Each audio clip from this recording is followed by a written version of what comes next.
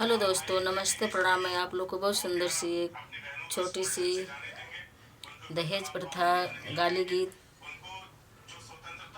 सुनाने जा रही हूँ। कैसा लगेगा कमेंट करके बताना और लाइक सब्सक्राइब करिएगा। तो चलिए मैं आप लोगों को सुनाने जा रही हूँ। जैसा भी लगेगा वैसे आप लोग कमेंट में बताइएगा।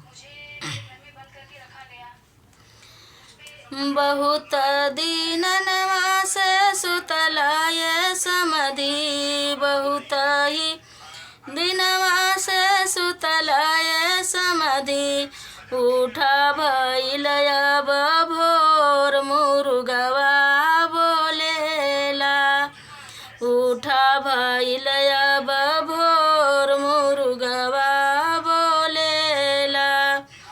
दान दहेज न मांगाए समधि, दान दहेज न मांगाए समधि। बढ़ल महंगाई बड़ी जोर मुर्गवा बोलेला, बढ़ल महंगाई बड़ी जोर मुर्गवा बोलेला। प्रथा दहेज हटावाए समधि, प्रथा दहेज हटावाए समधि।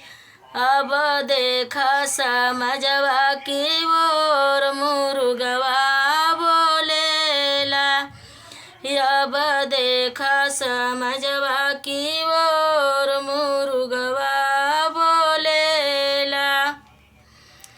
बदल विचार हो बदलाए समधि, पहिला विचार के बदलाए समधि, पहिला विचार के बदलाए समधि।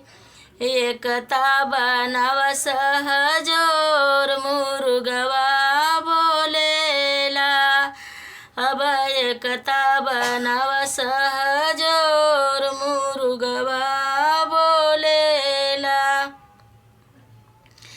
नशया खोरी के छोड़ाए समधि, नशया खोरी के छोड़ाए समधि।